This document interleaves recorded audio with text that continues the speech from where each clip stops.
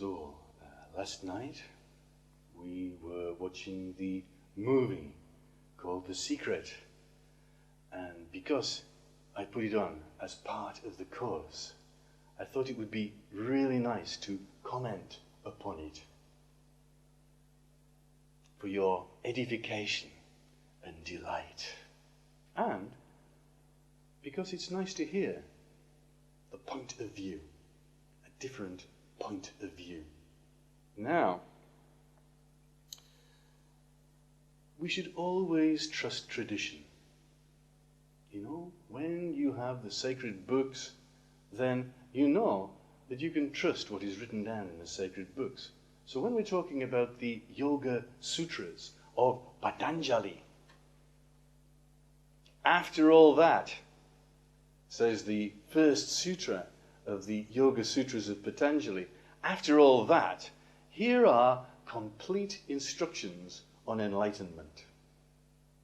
Seems pretty good, doesn't it? And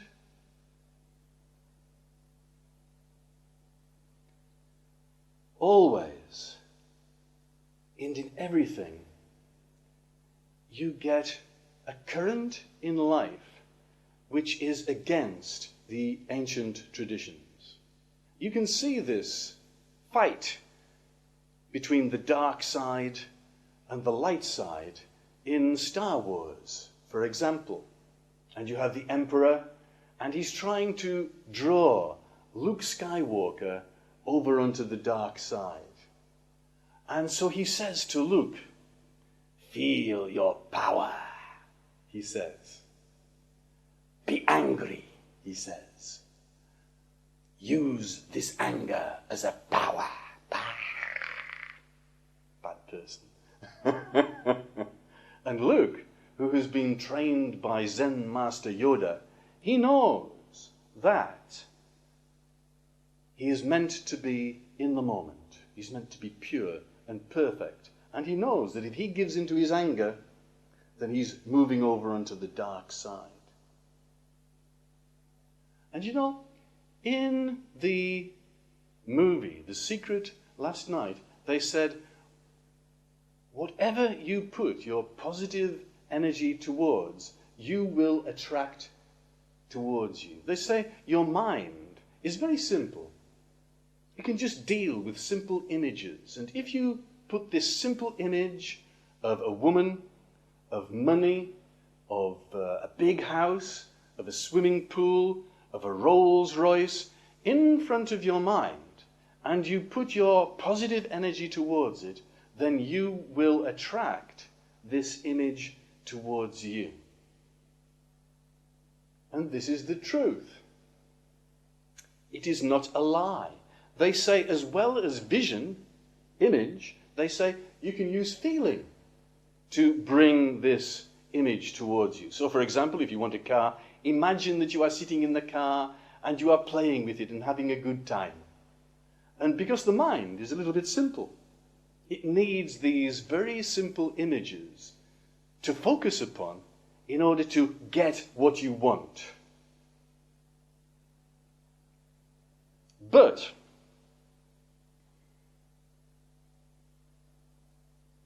there is a Hindu saying, "The Lord have mercy on those who get what they want."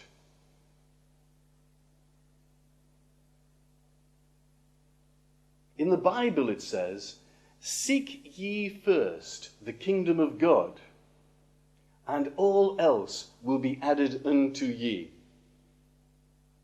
And in the Yoga Sutras of Patanjali it says, "After all that."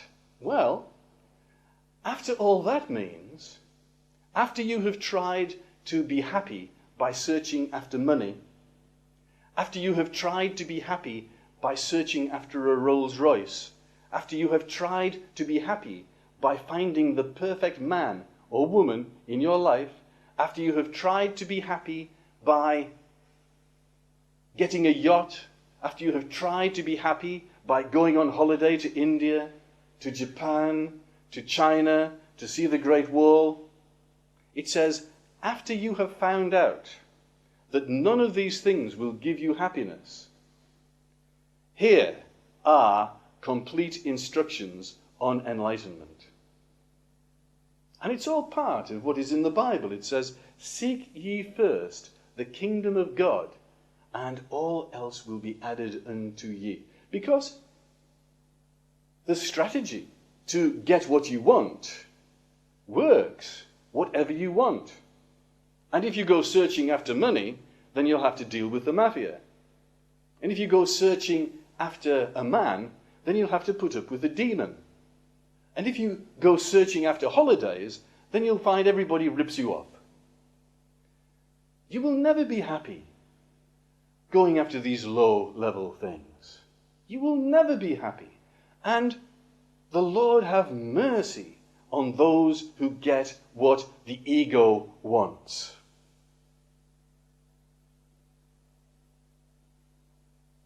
Good, eh? Because you will always get what you want. Now, it says, "Seek ye first the kingdom of God, and all else will be added unto ye." So, if you need to have a Rolls Royce to do your job, you will get a Rolls Royce. If you need to have money to do your job, you will get the money. If you need to have a beautiful wife or husband to do your job, to help you, then you will get the beautiful wife or the husband. It comes naturally, without you having to ask for it. And yet, in Buddhism, in Hinduism, they say, only the ego wants. And if you are wanting the kingdom of God, is this not a sin? Is this not a bad thing to want? Because logically, this is correct.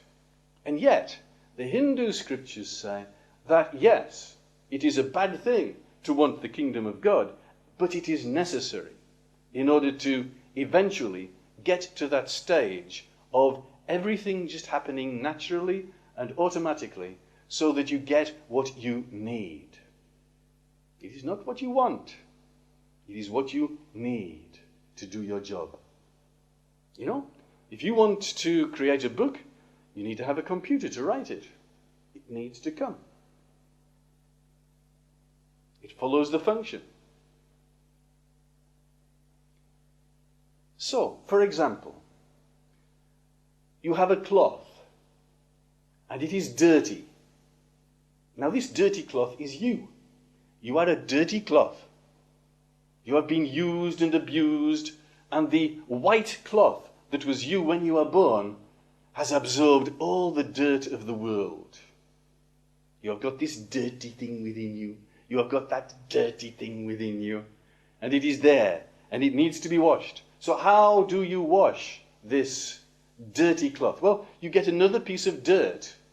We can call it omo, or soap. And we can put it in the water, and we can mix it in, and then we put the cloth in the water, and all the dirt in the cloth, well, it goes off to play with its friend in the water, the dirty soap. And when you take the cloth out of the water, it is clean. You have a clean cloth. So, you need a little bit of dirt in order to clean the cloth. And that piece of dirt is the want to become enlightened. When you are enlightened, you don't have that want, because you are enlightened. It is the thing that is needed, and it says in the scriptures, you need to have this want in order to become enlightened.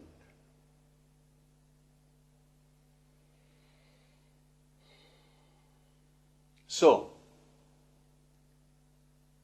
what is a good image to use as a setup in your energy enhancement program to gain the positivity that you need to wash the cloth further? You know, when you're sitting there, you can have an image of enlightenment. And one of the images that the yoga techniques give is the guided meditation of Om, which is the guided meditation of enlightenment. And it says that Om is composed of 3 syllables, A, U, and M. Because Om is enlightenment. Once it has become activated, once the guided meditation has become normal, it functions automatically without you even thinking about it, then you are enlightened. And it says A is the base chakra down into the center of the earth, U is the heart center, and M is the head chakras all the way up into the center of the universe. And as you chant Aum, so you create the antikarana of connection through all the infinity of chakras to God. And that is enlightenment. This is a good image to hold. It's a simple image for the mind to understand. And so it is said, use Om as a yoga to get you to enlightenment. And then they have karma yoga. First we have the mantra yoga of Om, and then we have karma yoga. And karma yoga is the yoga of work. And in the Garden of Eden, Adam and Eve were told to take the fruit of the tree of knowledge by the black serpent. And what did God say to Adam and Eve? He said, don't take the fruit. Don't take the fruit of your actions. This is karma yoga. It says work, know that you are working in the right way, and whatever happens, don't take the fruit of those actions. Because if you are working towards enlightenment, then 50% of the people will like it, and they will say, oh, you are a very good person. And the ego inside you will be going, oh, I am a very good person.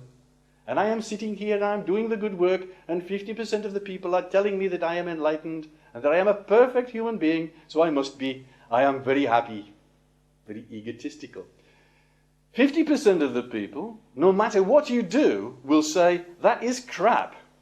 That is a terrible thing. What are you doing these terrible things? And so you are sitting there going, oh, I must be a really bad person. I am sitting here and I am doing the things for the work, for all of the good things, and they are telling me that I am terrible. I will go into my hole and die. And it says, karma yoga, don't take the fruit of your action. Please be certain that what you do is a good thing. And then whatever happens, know you did it for a good reason. Don't listen to what other people say about you outside. Know that you are doing it for a good reason. You are a good person, and whatever happens, happens. Don't take the fruit of your actions.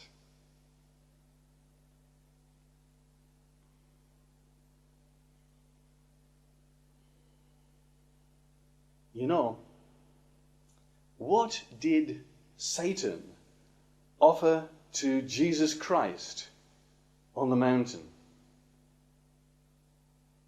He said to Jesus Christ, follow me and I will give you the money. Follow me and I will give you the hundreds of beautiful women.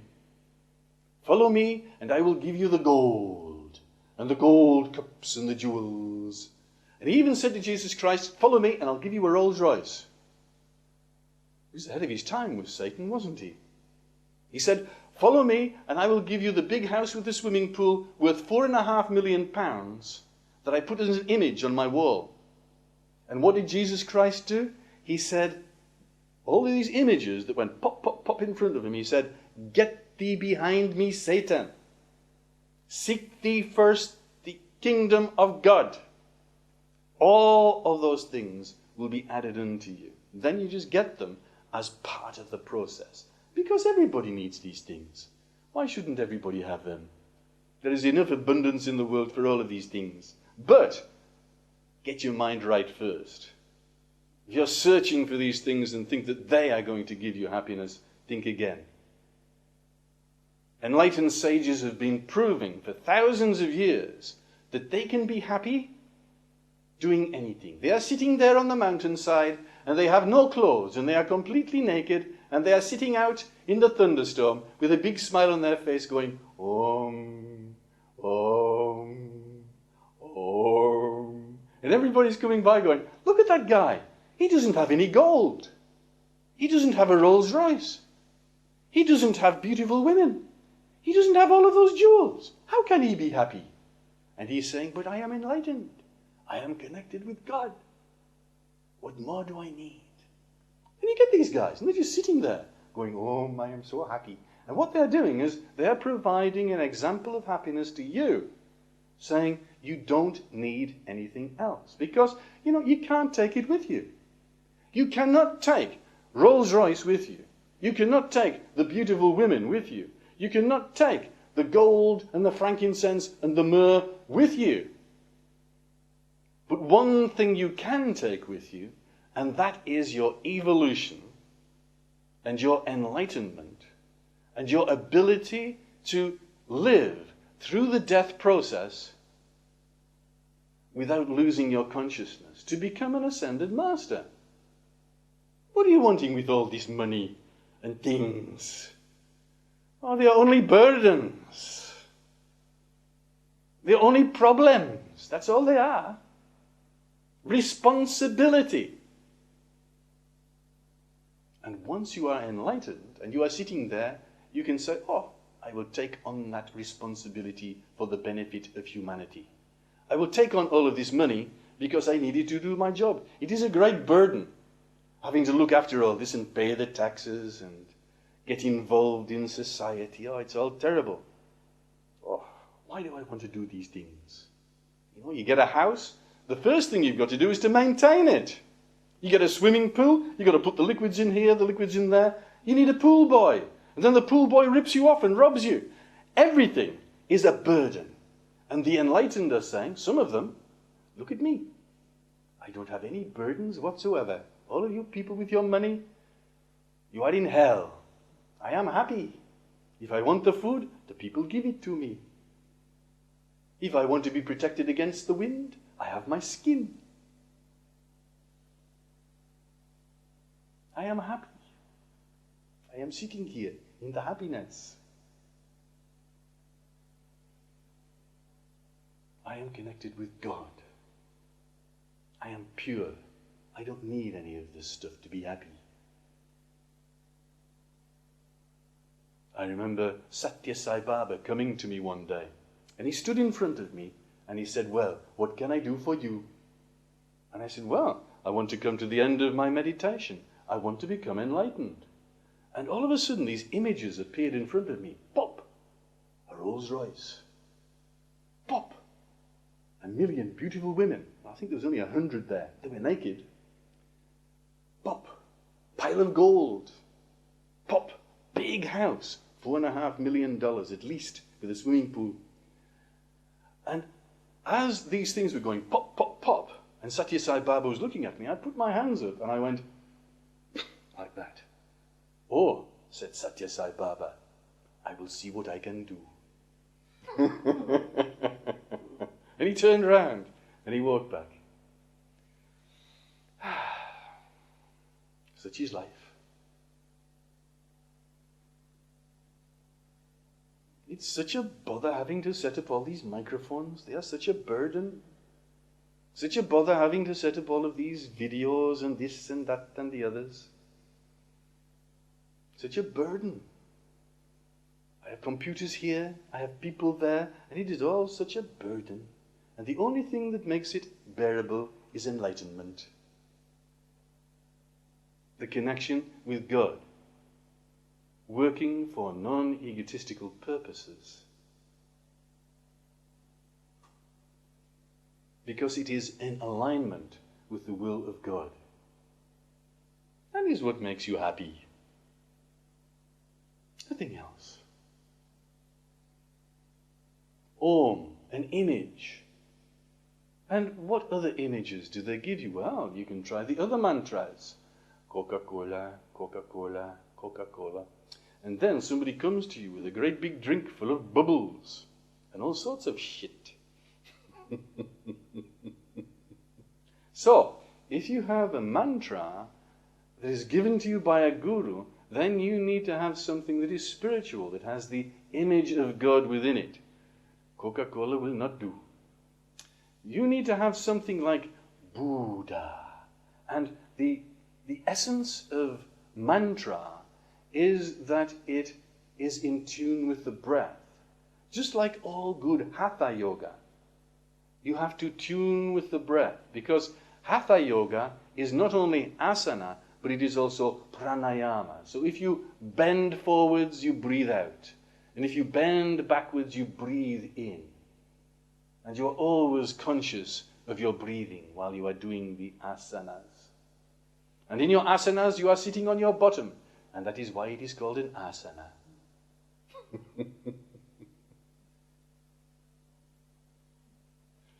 So, if you have a mantra, it's the same thing. You have a mantra called Brahma. Bra.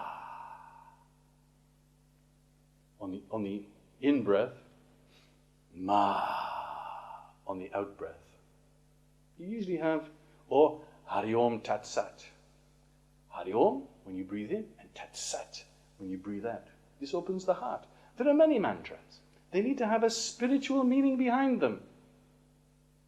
Not Coca-Cola. Coca-Cola is no good. You could try money if you want. Money. But then you will be in hell. You will get all the bubbles and the crap and all that. Breathe in. Gold. Beautiful women. You will be in hell. No, you need to have something like Krishna, Brahma, Shiva.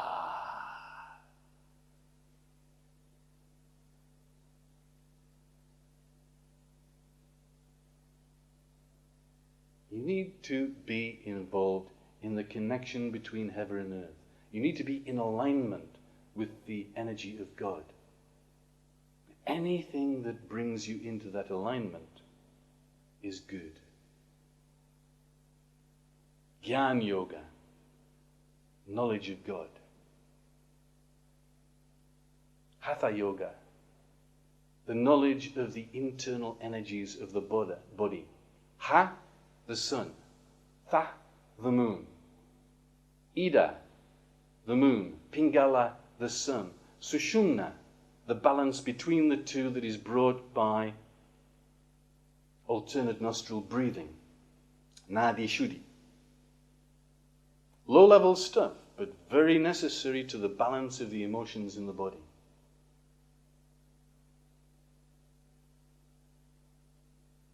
All of the yogas giving you images, simple images to meditate upon that will bring you to enlightenment.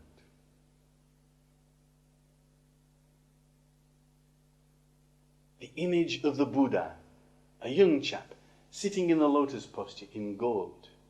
Well, the image is that of enlightenment.